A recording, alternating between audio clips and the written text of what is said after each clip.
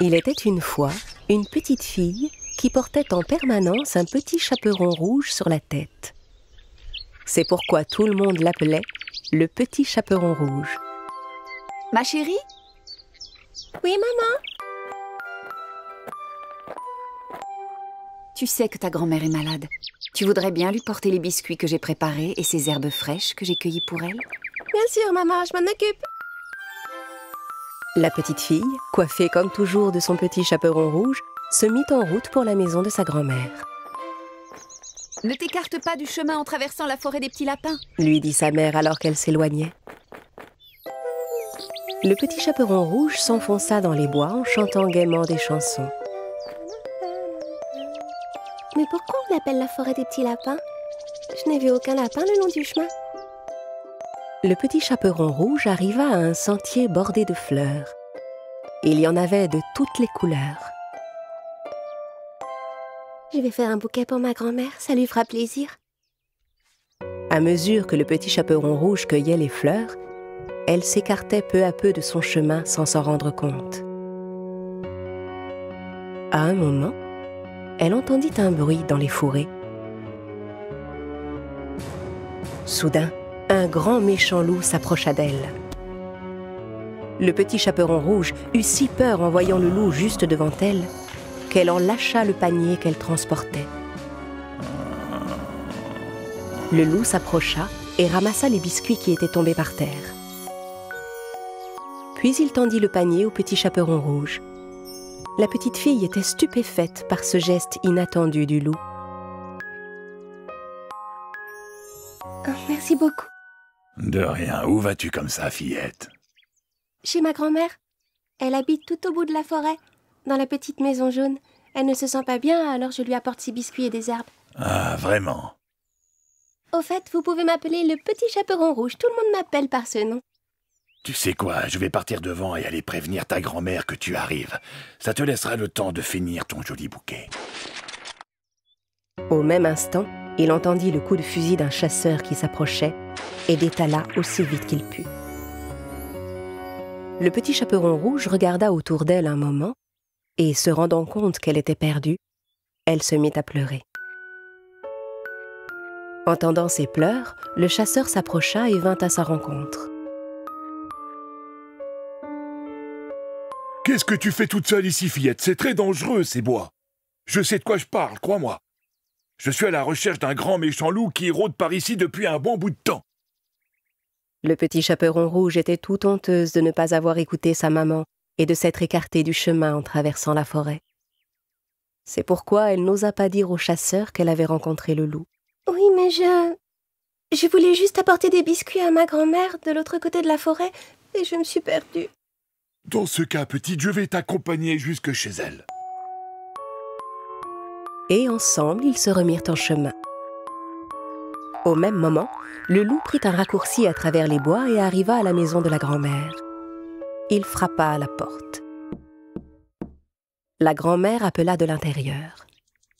Qui est là? Le loup transforma sa voix. C'est moi, grand-mère, le petit chaperon rouge. Je t'apporte des biscuits et des herbes fraîches ramassées dans les bois. La porte est ouverte, ma chérie, tu peux entrer.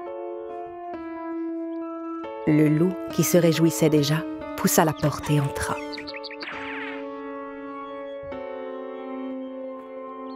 Quelques instants plus tard, le petit chaperon rouge et le chasseur arrivèrent à leur tour. « Maintenant, va, ma petite. Cours vite retrouver ta grand-mère à l'intérieur. » Le chasseur reprit sa route de son côté. Le petit chaperon rouge frappa à la porte et entendit sa grand-mère appeler de l'intérieur. Qui est là? C'est moi, grand-mère, le petit chaperon rouge. La porte est ouverte, ma chérie. Tu peux entrer. Le petit chaperon rouge hésita un petit instant. La voix qu'elle entendait lui semblait un peu différente de celle qu'elle connaissait. Puis elle se rappela que sa grand-mère était malade. Si grand-mère a une drôle de voix, c'est sûrement à cause de sa maladie. le petit chaperon rouge poussa donc la porte et entra. Le loup était allongé dans le lit, déguisé en grand-mère. Comme il avait pris soin de tirer les rideaux, il faisait sombre dans la pièce. Avec son bonnet de nuit et ses lunettes, le petit chaperon rouge ne pouvait pas le reconnaître. Comme c'est gentil, ma chérie, de t'être donné la peine de faire tout ce chemin pour m'apporter de quoi manger. Viens par ici que je puisse te prendre dans mes bras. Allons, mon enfant, approche-toi un peu plus près. Le petit chaperon rouge déposa son panier par terre, mais n'osa pas s'approcher trop près du lit. Sa grand-mère lui paraissait vraiment changée. Grand-mère, pourquoi as-tu de si longs bras? C'est pour mieux pouvoir t'enlacer, mon enfant. Grand-mère, pourquoi as-tu de si grandes oreilles? Eh bien, c'est pour mieux t'entendre, mon enfant. Mais grand-mère, pourquoi as-tu de si gros yeux? Mais voyons, c'est pour mieux te voir, mon enfant.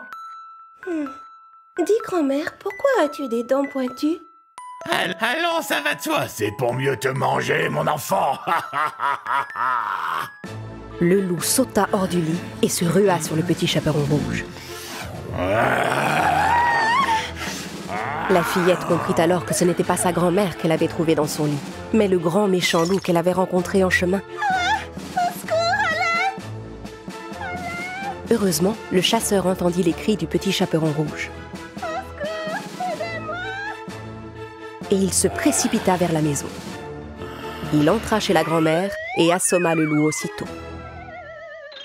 J'y ai mis le temps, mais je t'ai enfin eu, mon grand méchant loup. Cette fois, tu es entre mes mains. Le chasseur ouvrit le ventre de l'animal et délivra la grand-mère. Merci, monsieur le chasseur, vous nous avez sauvé la vie. Ce n'est rien, voyons. Mais tu dois me promettre qu'à l'avenir, tu ne désobéiras plus jamais comme ça à ta maman, ma petite.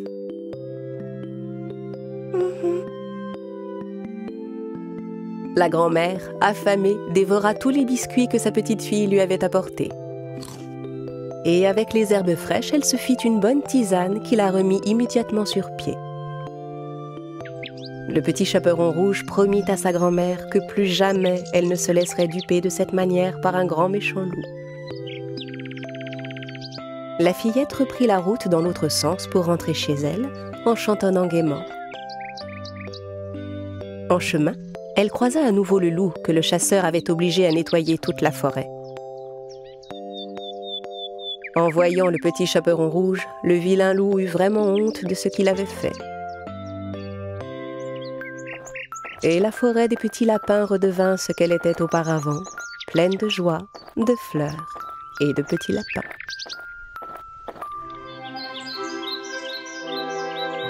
Il était une fois, dans une petite ferme au cœur de la forêt, une maman chèvre qui vivait heureuse avec ses 7 petits chevreaux.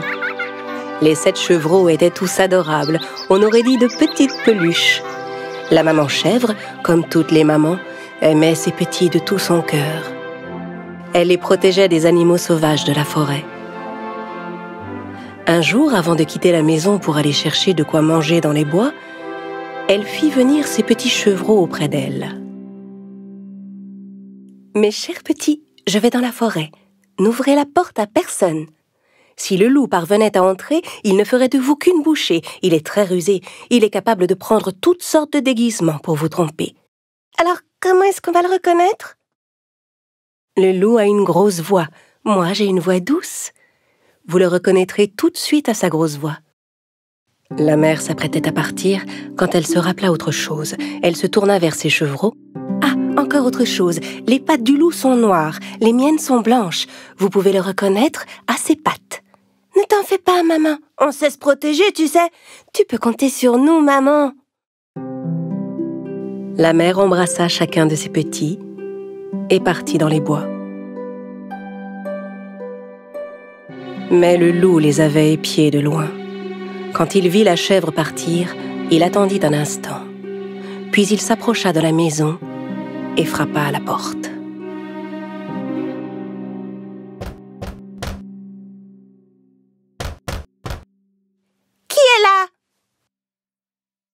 Ouvrez la porte, mes petits.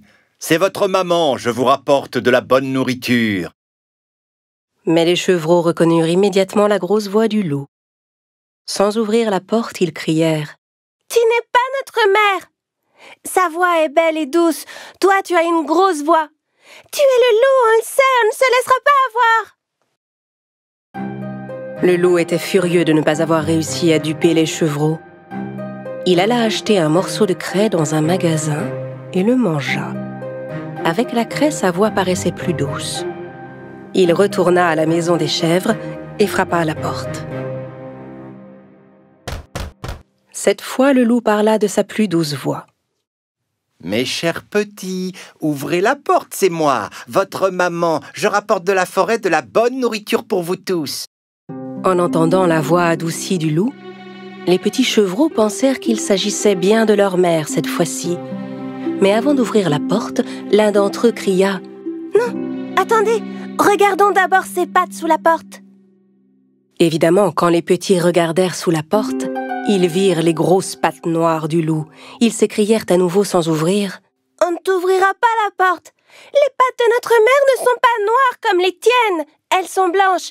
Tu es le méchant loup. » Encore plus en colère, le loup s'éloigna. Cette fois, il se rendit à la boulangerie. Le boulanger fut très surpris de voir le loup arriver chez lui. « Eh oui, je suis devenu végétarien. Désormais, je mange des pâtisseries. Vous auriez un peu de farine, s'il vous plaît ?» Le loup sortit de la boulangerie avec un sac de farine sous le bras. Quand il arriva près de la maison, il ouvrit le sac et versa la farine sur ses pattes. Ses pattes étaient maintenant toutes blanches. Le loup rusé vint frapper à la porte pour la 3e fois. « Mes chers petits, ouvrez la porte, c'est votre maman. Je rapporte de la forêt de la bonne nourriture pour vous. » « Montre-nous d'abord tes pattes, pour qu'on sache si tu es notre mère. » Le loup montra ses pattes couvertes de farine. Voyant les pattes toutes blanches, les chevreaux pensèrent que c'était leur mère et ouvrirent la porte. Et que virent-ils alors? Le loup se tenait là, juste devant eux. Les pauvres chevreaux ne savaient plus quoi faire. Ils se mirent à courir dans tous les sens en hurlant.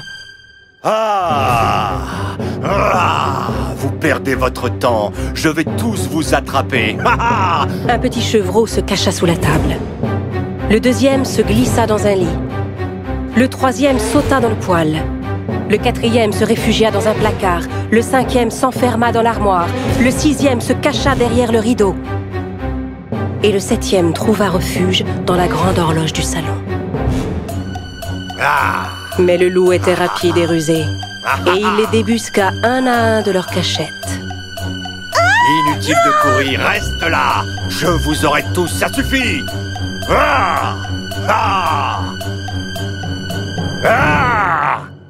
Le seul qu'il n'avait pas trouvé était celui caché dans l'horloge. Mais comme il était rassasié, il renonça à le chercher et s'en alla. Il y avait une grande clairière à quelques mètres de la maison.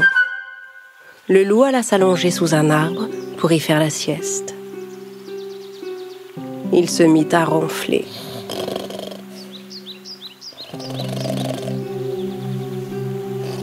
Peu de temps après, la maman chèvre rentra chez elle. Dès qu'elle vit la porte ouverte, elle sut qu'il était arrivé quelque chose et se précipita vers la maison. Oh, mes chevreaux! En entrant dans la maison, elle fut prise d'un choc.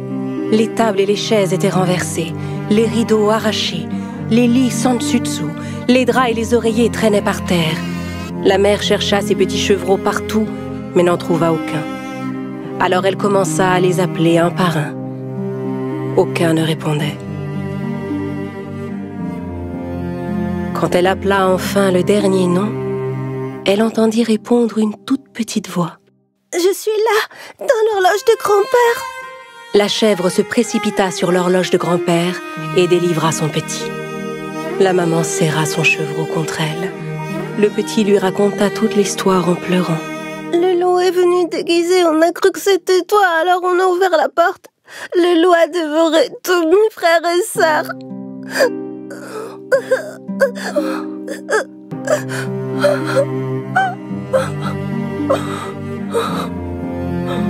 La mère était bouleversée.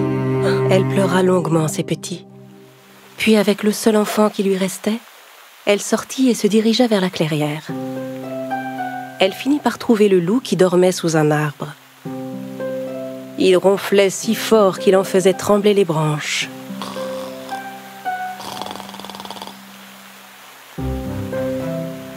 La chèvre observa le loup un instant. Elle remarqua que quelque chose bougeait à l'intérieur de son ventre. « Oh, mais est-ce que mes petits pourraient être encore en vie ?» Soudain, elle eut une idée. Elle dit à son petit « Va chez nous et rapporte-moi une aiguille, du fil et des ciseaux. » Pendant que le petit filait à la maison, la mère ramassa par terre 6 gros cailloux. Un instant plus tard, le petit revint avec du fil, une aiguille et une grande paire de ciseaux. Avec les ciseaux, la chèvre ouvrit le ventre du loup. Aussitôt, elle vit apparaître un de ses petits, bientôt suivi par les 5 autres. Ils étaient tous sains et saufs. La maman avait enfin retrouvé la joie, et les petits se serrèrent contre elle avec bonheur.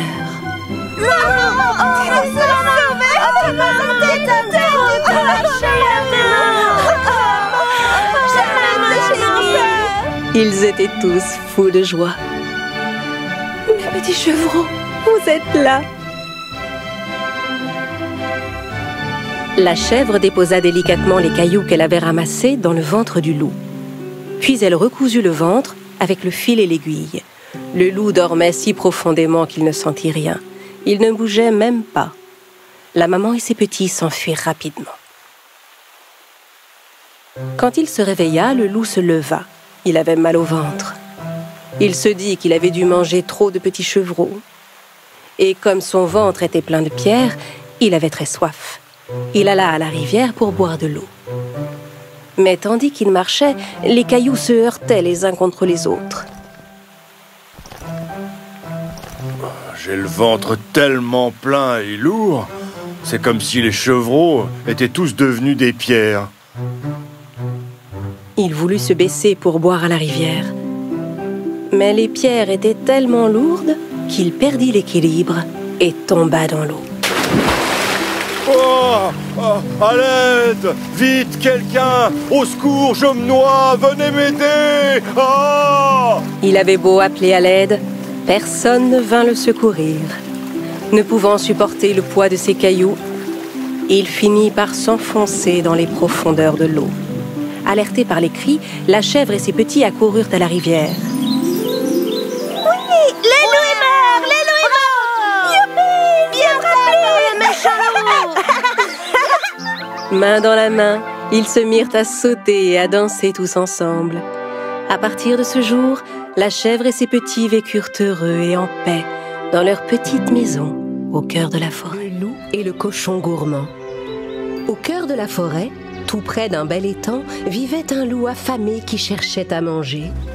Il surveillait de près 3 cochons appétissants et guettait l'occasion de les attraper pour en faire son dîner.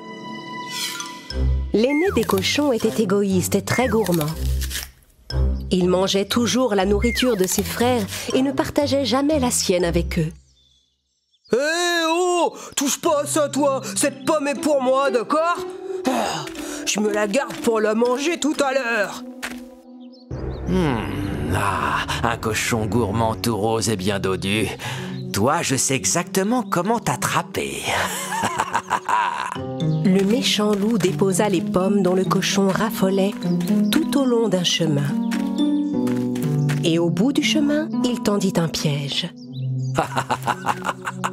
Mange, cochon, mange plein de pommes. Tu seras encore plus dodu quand je te mangerai. En rentrant chez lui, le cochon gourmand fut ravi de trouver le long du chemin toutes sortes de délicieuses pommes sur le sol.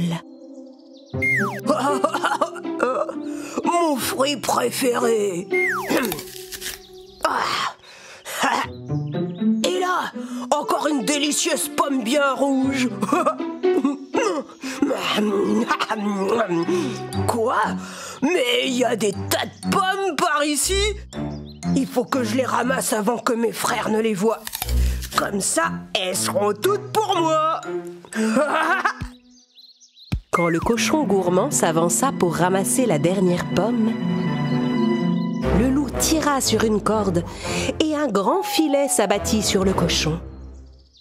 Le pauvre animal avait beau se débattre, il n'arrivait pas à se libérer. Au secours! À l'aide! Qu'est-ce qui m'arrive? Aidez-moi! Tu es tombé dans mon piège. Je vais t'emmener chez moi et te manger, joli cochon dodu. À cet instant, les deux autres cochons qui avaient très faim entendirent la voix de leur frère. Au secours! Laisse-moi partir! Au secours! Aidez-moi!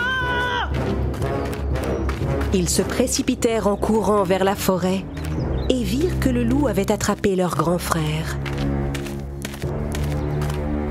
Oh non, il faut qu'on le délivre. Mais je ne suis pas assez fort, moi. Et puis, ce grand loup me fait très peur. Malgré tout, les courageux petits cochons décidèrent de secourir leur frère. Ils suivirent le loup jusqu'à la tanière où il déposa l'énorme cochon. Fatigué d'avoir porté sa lourde proie, le loup s'endormit devant sa grotte. Hey, psst, hey. Quoi? Il y a quelqu'un?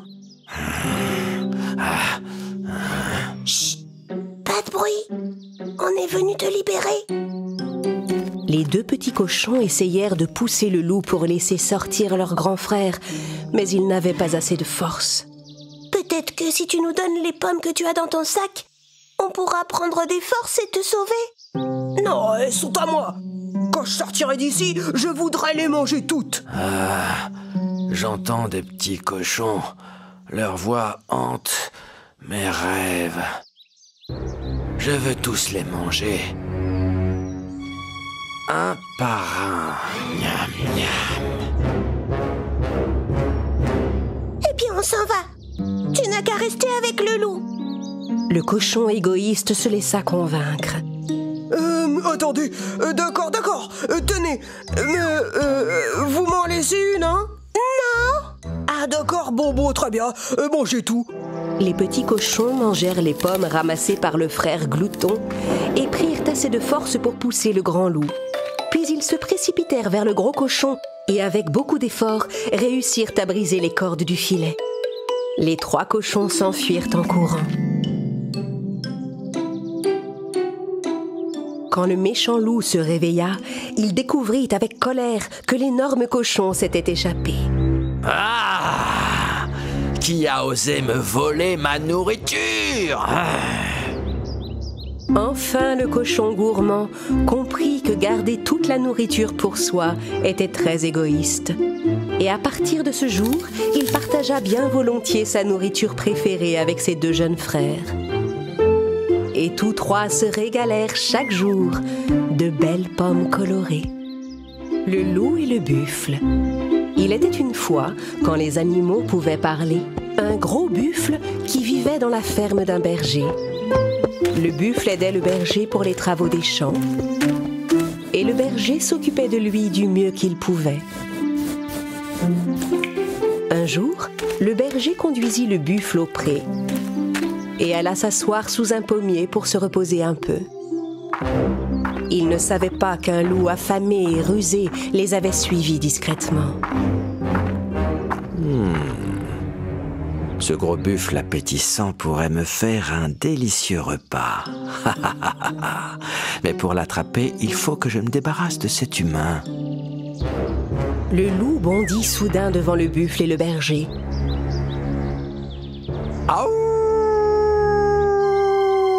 J'ai quelques petites questions à vous poser. Si vous ne pouvez pas me répondre, le gros buffle est à moi. Le berger et le buffle étaient bien curieux de savoir ce que le loup voulait leur demander. Pourquoi un gros buffle aussi puissant aurait besoin de rester au service d'un simple humain? Eh bien, parce que quand je laboure le pré du berger, il prend soin de moi et me donne de la bonne nourriture. Oui.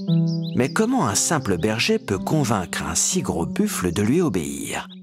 Grâce au bâton magique que tu tiens dans ta main? Non, ce n'est pas mon bâton de marche qui est magique, c'est notre sagesse. Le loup ne comprenait pas ce que le berger voulait dire. Votre sagesse. Qu'est-ce que c'est que ça? Ce n'est pas une réponse. Donc j'ai gagné le droit d'emmener ce buffle avec moi. Mais je serais curieux de voir cette chose que tu appelles la sagesse. Je ne l'ai pas avec moi, mais si tu veux, je peux te montrer ce qu'est la sagesse à une seule condition. Et à quelle condition? En attendant que j'aille chercher ce qu'il faut, je vais t'attacher à cet arbre pour être sûr que le buffle reste en sécurité en mon absence. Le loup était tellement curieux de découvrir ce qu'était la sagesse qu'il accepta de se laisser attacher à l'arbre. Le berger s'éloigna tranquillement, tandis que le buffle se réjouissait de voir ce qui arrivait au loup. Le loup ne comprenait pas ce que le buffle trouvait si drôle. Il attendit le berger pendant des heures. Puis le berger finit par revenir en tenant une grande caisse. Il la posa, ouvrit le couvercle, et le loup vit que la caisse était vide. Eh bien, cette sagesse, où est-elle? Tu l'as apportée? Elle est dedans. Regarde juste dans le coin. Si tu ne la vois pas, je vais te détacher pour que tu puisses aller voir de plus près. Dès que le loup entra dans la caisse pour voir la sagesse, le berger referma le couvercle sur lui. Hé! Au secours! À l'aide! La sagesse est trop grande pour tenir dans une boîte, mon cher loup. La sagesse, c'est dans la tête. Et tu ne pourras la trouver qu'en la cherchant patiemment comme un trésor. D'accord, d'accord. Je promets de ne plus jamais sous-estimer l'intelligence des autres et de me montrer plus généreux et surtout un peu plus malin. Allez, sortez-moi de là. Le loup passa le reste de la journée enfermé dans la caisse. Le lendemain matin, le berger et le buffle virent que le loup avait compris la leçon et le firent sortir de la boîte. Oh, merci. Oh, merci. À partir de ce jour, le loup se comporta bien avec les autres animaux et respecta chacun d'eux, écureuils, oiseaux et même les petits insectes.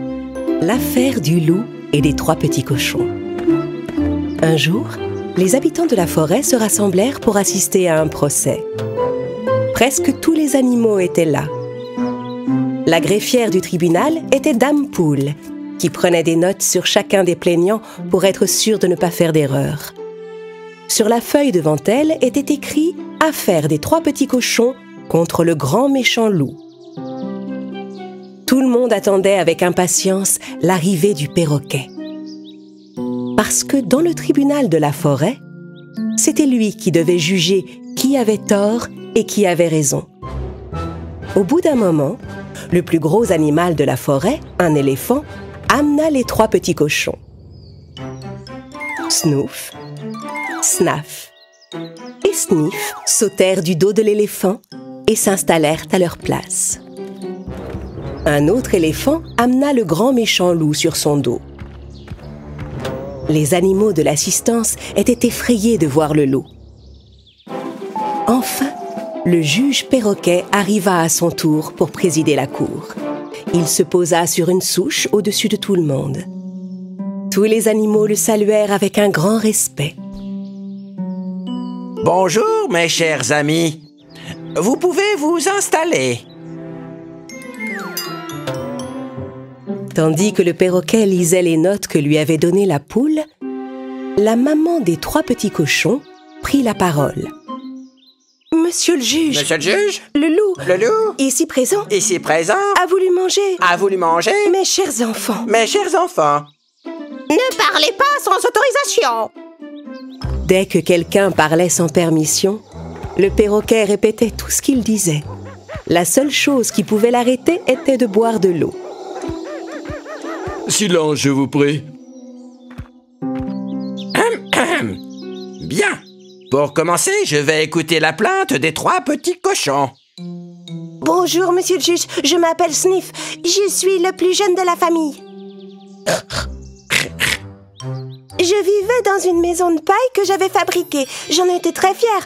Mais un jour, le grand méchant loup a soufflé ma maison et il a essayé de me manger. Non. Ah. Objection. Objection. Monsieur le juge. Monsieur le juge. Ne parlez que quand vous y avez été autorisé. Aussitôt, l'éléphant donna de l'eau à boire au perroquet et le procès put reprendre son cours. Continuons d'écouter les 3 petits cochons. Monsieur le juge, le loup ici présent a soufflé ma maison de bois et moi aussi, il a essayé de me manger. On a dû s'enfuir chez notre grand frère pour avoir la vie sauve. Mais le méchant loup ne s'est pas arrêté là, monsieur le juge. Après ça, il est venu chez moi. D'après les lois en vigueur dans notre forêt, personne ne peut entrer chez quelqu'un d'autre sans avoir sa permission ou son invitation. C'est la moindre des choses. Arriver chez les gens comme ça. Le perroquet donna sur la table un grand coup de maillet pour obtenir le silence. Silence! Tout le monde a le droit de s'exprimer équitablement, mes amis. Nous allons donc écouter maintenant la version du loup. Avant toute chose, je tiens à saluer tous les animaux présents. On parle souvent de moi comme du grand méchant loup. Mais je vous assure qu'en réalité, je suis un très gentil loup. Les loups qui dévorent les plus faibles ne sont pas gentils. Les loups qui dévorent les plus faibles ne sont pas gentils. Ne parlez jamais avant qu'on vous en ait donné la permission. Le perroquet but une gorgée d'eau et le loup raconta sa version des événements. Le jour où ce regrettable incident est arrivé, je me suis levé très tôt le matin. Puis j'ai pris un bon petit déjeuner chez moi. Qu'est-ce que vous avez mangé exactement? J'ai mangé de délicieuses fraises avec des feuilles de châtaignier bien croquantes, monsieur le juge. Ensuite, je suis allé me promener dans la forêt. C'est là que j'ai vu la maison de paille du petit cochon Sniff. La maison n'avait pas vraiment l'air solide. J'ai eu peur que la maison s'effondre et que le petit cochon se retrouve enseveli sous la paille. Alors, je me suis approché de l'entrée et j'ai dit au cochon que sa maison n'était pas assez solide. Comme il ne me croyait pas, j'ai dit « Je peux détruire ta maison rien qu'en la soufflant. Tu veux que je te montre ?» Et vous avez soufflé si fort que vous avez détruit sa maison, c'est ça? Oui, monsieur, pour prouver à ce petit cochon qui refusait de me croire que sa maison n'était pas assez robuste. C'est alors que j'ai remarqué une petite cabane en bois un peu plus loin. En m'approchant, je me suis rendu compte que cette maison n'était pas solide non plus.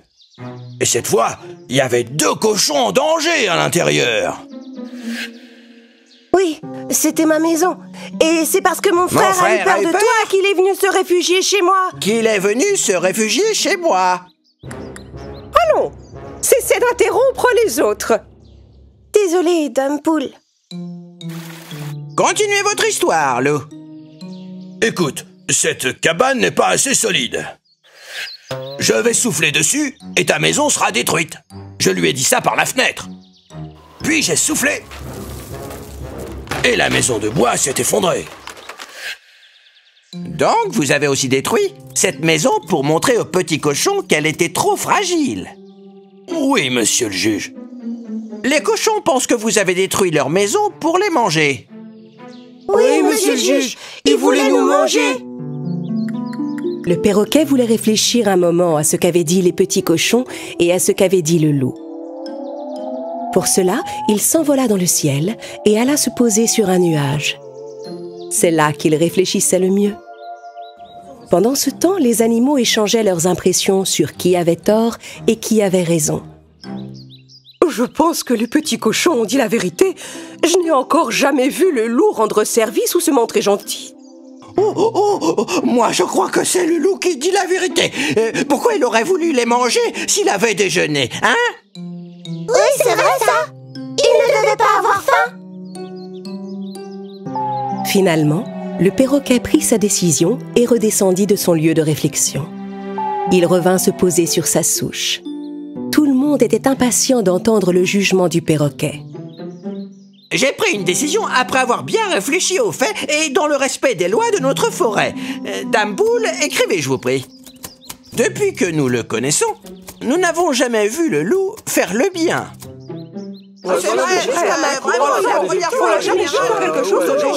Mais ça ne veut pas dire, évidemment, qu'il est incapable d'être gentil. Oui, peut-être, mais c'est juste que ça n'inspire pas vraiment confiance. Alors, j'ai repensé aux faits. Et les faits, c'est que les châtaigniers et les fraises ne poussent pas dans notre forêt. Ah, mais oui, c'est bien vrai. Je n'ai jamais vu ni fraises ni châtaigniers par ici, ça c'est sûr. Le loup a menti sur ce qu'il avait mangé au petit déjeuner. Sa version des faits est de toute évidence totalement fausse. Je condamne donc le loup à construire une nouvelle maison bien solide pour les deux petits cochons. De cette manière, contrairement à ses habitudes, le loup pourra nous montrer qu'il est capable d'accomplir de bonnes actions. Merci, monsieur le juge. L'affaire des 3 petits cochons contre le grand méchant loup est maintenant classée.